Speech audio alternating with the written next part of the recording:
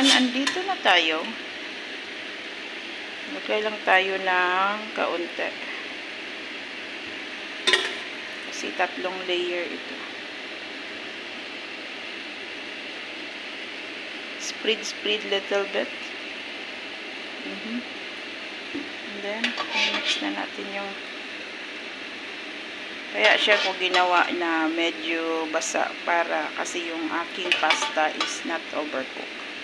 Hindi siya overcook. Para ma-absorb niya. So, ngayon, dito na tayo. Let's remove it. Yan yung gusto nila. Na pagtanggal mo dito sa hot water, diretso mo na siya. Kasi,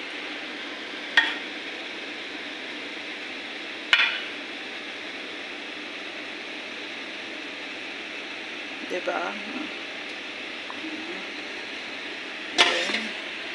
So, habang maglagay ulit tayo ng 3. 1, 2, 3.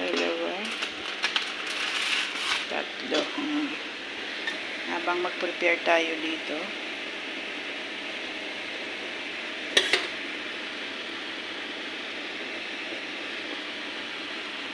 Noon, tagal kong nag-gets kung kasi nung nasa Kuwait ako, iba kasi ako magluto. Talagang overcook yung pasta. Yun pala dito. Ayaw nila. So, ngayon, natuto na rin ako. Tsaka, pwede tayong maglagay ng cream na marami. Kasi ito yung nagpapasarap.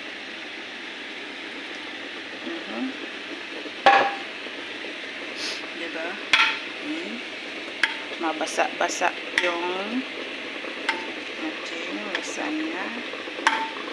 Ngayon, nandyan na siya. Tanggalin ulit natin. Pwede namang iganyan.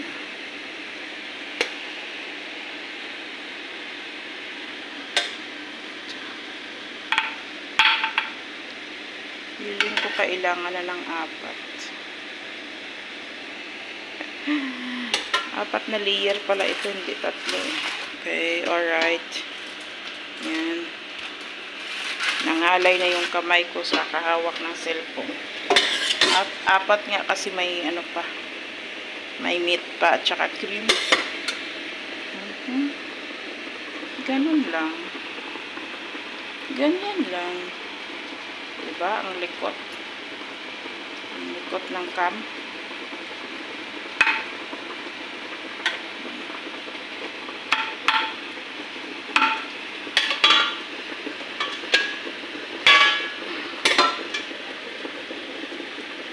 Iwan tayo ng konti para sa taas.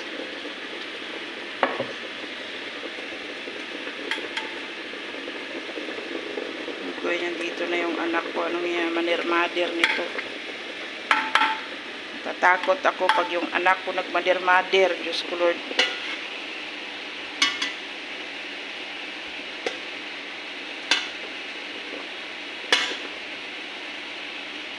Aray ko.